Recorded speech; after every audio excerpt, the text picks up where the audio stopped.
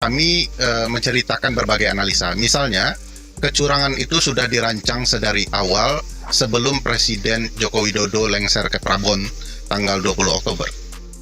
Apa yang dirancang oleh Pak Presiden agar upaya melibatkan aparatur sipil negara di dalam pilkada ke depan bisa digunakan dengan nyaman dengan cara menghilangkan satu komisi yang sangat penting, lembaga independen, namanya Komisi Aparatur Sipil Negara, yang selama ini mengawasi kalau ada ASN yang dimanfaatkan tidak netral di dalam ruang-ruang politik akan ditegur.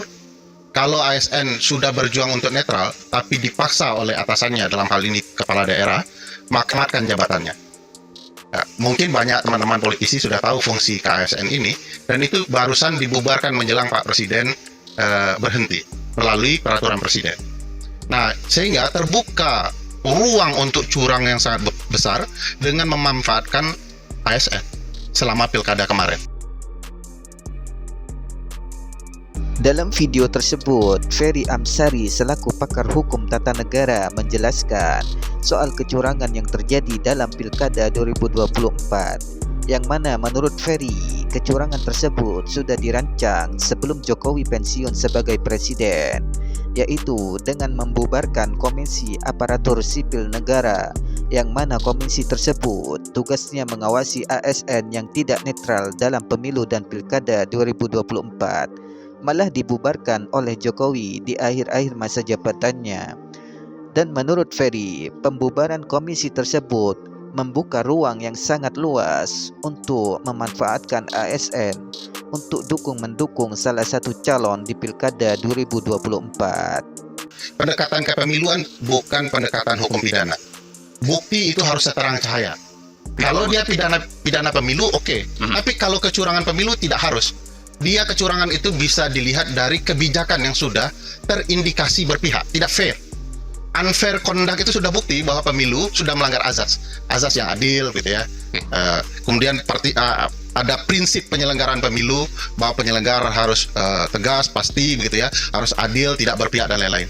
Nah, itu yang kemudian potensial dilanggar dari sikap-sikap seperti itu. Dan Ferry juga menjelaskan soal cara bagaimana melihat atau mendeteksi kecurangan pemilu dan pilkada, yaitu bisa dilihat dari kebijakan pemerintah yang terindikasi memihak kepada salah satu calon, dan itu tidak fair, dan hal tersebut sudah bukti melanggar asas dan keluar dari prinsip sebagai penyelenggara pemilu.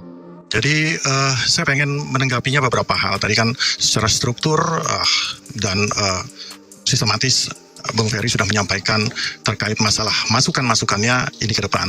Saya senada dengan apa yang disampaikan oleh Bang Tiff tadi, bahwa kalau ini memang merupakan PR kita bersama untuk ke depan menjadi masukan, dan ini bisa diejawantahkan dalam regulasi ke depannya, ini ya kita tinggal ikut saja dengan itu, ya. Nah, tapi yang kedua, bahwa memang kita harus naik dulu ke hal yang paling atas, bahwa regulasi ini sudah terbentuk dan sudah disepakati bersama oleh para stakeholder. Stakeholder itu para pembentuk undang-undang itu ya ada seluruh partai yang ada di situ.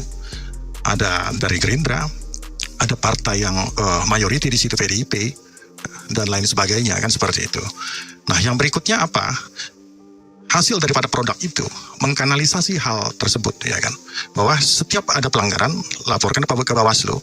Yang perlu saya mention, ini kesepakatan antara seluruh partai, ya. Jadi kita harus komit dulu dengan itu.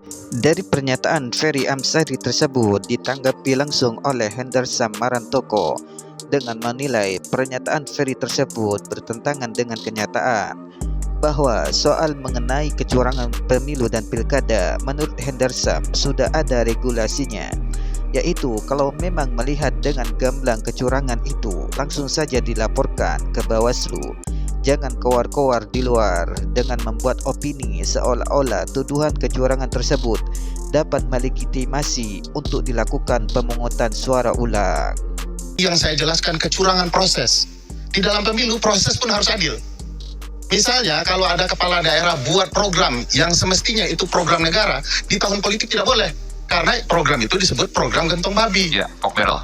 Programnya memang harus ada dan memang ada, tetapi dijalankan di tahun politik curang dia. Ya. Jadi pendekatannya tidak bisa diukur berapa nih jumlah suaranya. Ini prosesnya Atau telah memilih atau tidak, nggak bisa itu. nggak bisa, itu lain hal. Nah, pendekatan itu yang menurut saya juga dan teman-teman harus juga menjadi dasar kita dalam demokrasi kepemiluan kita. Jangan nanti di Mahkamah Konstitusi dibuktikan kalau memang ini curang gara-gara bantuan gentong babi ini, apakah beralih suara dari si A menjadi si B? Berapa jumlahnya gitu? Berapa jumlahnya itu salah sekali pembuktiannya. Jadi pembuktian kecurangan dalam pemilu kalau ada kebijakan yang berpihak dan lain-lain sudah curang itu. Pengerahan aparat, pengerahan aparatur itu sudah tidak benar. Dan menurut Ferry, kecurangan dalam pemilu itu bukan hanya terletak pada penghitungan suara, tetapi kecurangan pemilu juga terletak pada proses pemilu. Karena proses pemilu itu harus dilaksanakan dengan cara seadil-adilnya.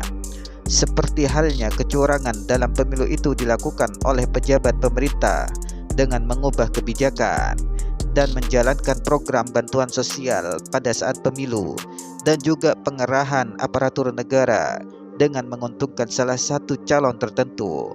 Dan hal itu semua tidak bisa disamakan dengan kecurangan yang dilihat dari perolehan suara.